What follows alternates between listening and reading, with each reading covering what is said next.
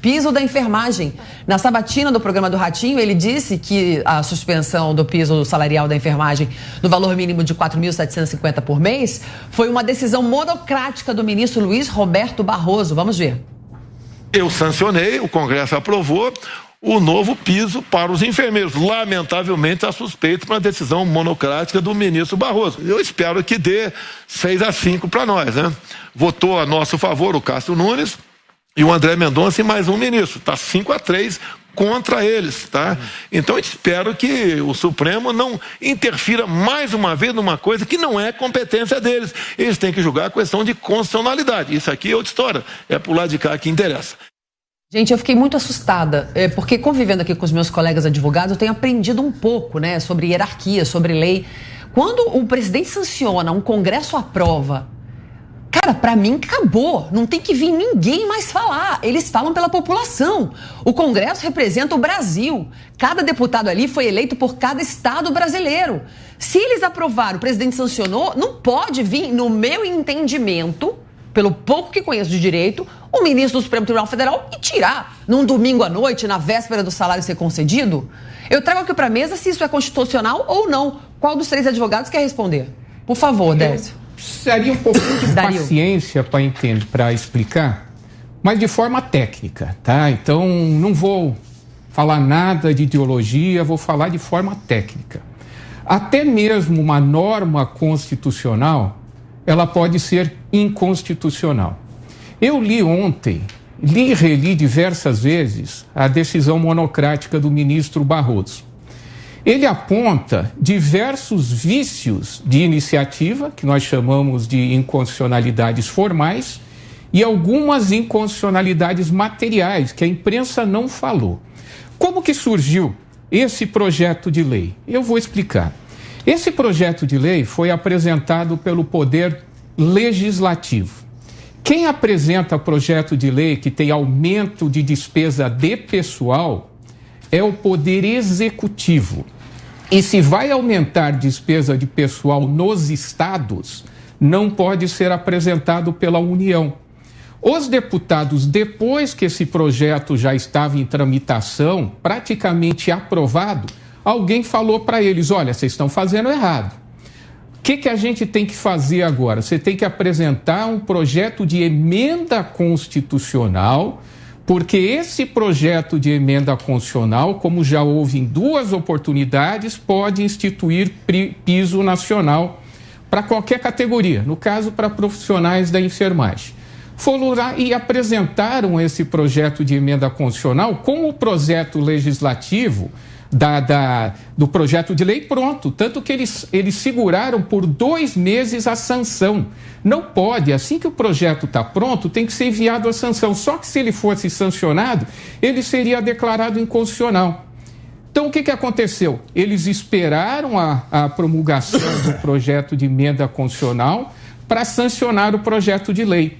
Esse foi um dos vícios que o ministro Barroso viu. Por quê? Primeiro, não poderia ter sido apresentado pelo Poder Legislativo, teria que ser pelo Poder Executivo. Para solucionar esse problema, apresentaram um projeto de emenda constitucional com o projeto de lei em andamento, né? E outro problema, esse eu vejo que é incontornável, é que há mais 2 projetos, há mais 2 normas constitucionais na Constituição Federal que dizem respeito à categoria de pessoas, piso nacional. Um é dos profissionais da educação. Você acha então que ele não errou, que ele está certo na posição dele? O ministro Barroso está. E eu quero explicar por quê. Entendi agora, porque eles seguraram, né, para fazer valer isso. Eu quero explicar por que esse vício agora, esse é o mais importante. Toda vez que você aumenta a despesa, você tem que dizer da onde que será custeado. Sim, é isso eu tinha entendido antes. E se você vai aumentar a despesa dos estados, você tem de dar uma contrapartida para os estados, senão você quebra os estados. Sim. Se você institui um piso de R$ 4.750 em São Paulo, é pouco. No Piauí, não tem condições de pagar, porque esse piso é para União, estados e municípios. Como aquela cidadezinha pequenininha vai pagar R$ 4.750? Você vai quebrar. Nesses 2 outros casos em que foi instituído o piso nacional, que foi para os professores e para os profissionais de de pandemia, combate à pandemia, endemia, esse tipo de coisa, na própria norma constitucional ou na legal, eu não lembro, tem da onde viria o dinheiro, tinha uma contrapartida. Nesse caso não tem. Exato. Por isso que o ministro Barroso falou, olha, mas peraí, da onde que vem esse dinheiro? Entendi. Quem que vai custear esse dinheiro nos municípios e nos estados? Isso vai fazer com que quebre o sistema de saúde de algumas cidades menores, de alguns estados mais pobres. Da onde que vem esse dinheiro? A gente tem que partir sempre do pressuposto que toda lei, ela é constitucional. A gente parte, porque senão ela não seria sancionada. Ela passa numa comissão, passa em outra comissão, passa em outra. Só que nesse caso a lei, ela não indica de onde vem esse dinheiro. E a lei, ela tem que dizer, esse dinheiro virá de fundo tal, disso, tal, disso, tem tal, que dizer disso, antes, tal. Né? Antes, então, entendi. E o custo foi estimado em 10 bilhões de reais. Eu, de forma leiga, cheguei a falar que tira do fundão. Vamos assistir aí a nossa produção do Linha de Frente. Conversou com o James Francisco, que é presidente do Conselho Regional de Enfermagem de São Paulo. E ele comentou sobre a importância do piso salarial e a paralisação dos enfermeiros e enfermeiras, que foi marcada para o próximo dia 24. Vamos ouvir. A Lei 14.434 trata do piso salarial da enfermagem. Essa lei é constitucional. Ela foi amplamente discutida na Câmara dos Deputados, no Senado e foi sancionada e aprovada pelo Presidente da República. O piso salarial da enfermagem é uma luta de mais de 2 décadas de mais de 2 milhões de profissionais de enfermagem. No último congresso dos Conselhos de Enfermagem, discutimos aqui em Fortaleza a mobilização para a paralisação da enfermagem no próximo dia 24. É muito importante que a sociedade saiba que a paralisação da enfermagem por 24 horas não causará desassistência à sociedade. Todas as pessoas que estão em unidades de saúde serão devidamente atendidas e terão as suas necessidades tratadas, porque a enfermagem jamais vai desassistir a população. A enfermagem é a mola motriz da saúde brasileira e, por isso, nós precisamos do apoio da sociedade para que a Lei 14.434 volte a ser válida e o piso salarial da enfermagem passe a ser pago por todas as entidades.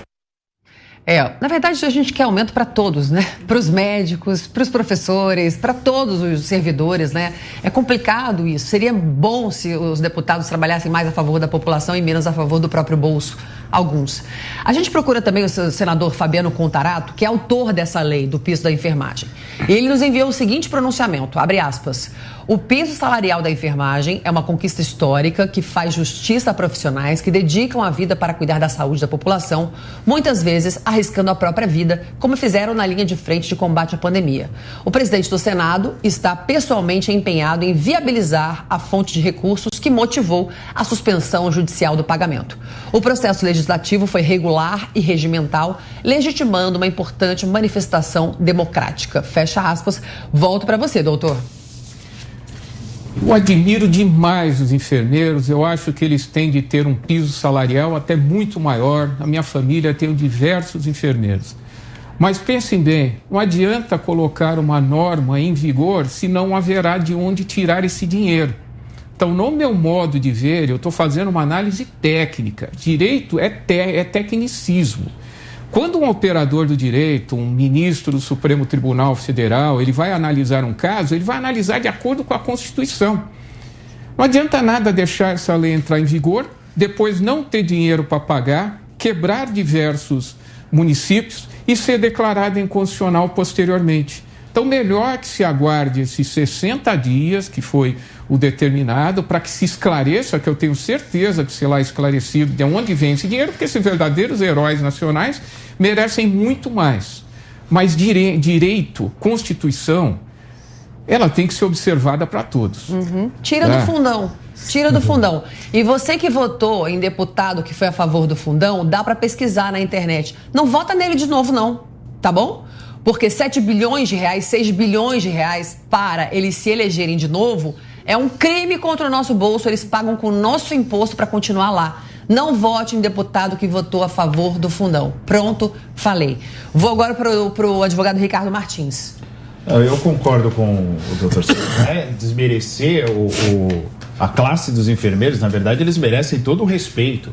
A questão é que se existe esse vício de formalidade, infelizmente, me parece que o a decisão do ministro Barroso foi uma decisão correta, monocrática. A exceção à regra é que a decisão seja monocrática no Supremo Tribunal Federal, que prevalece o colegiado, mas em determinadas situações em que é claro o vício de formalidade, infelizmente ele teve que conceder essa liminar para barrar. Então, você vê como uma falha no processo legislativo, ela causa um prejuízo para toda a sociedade.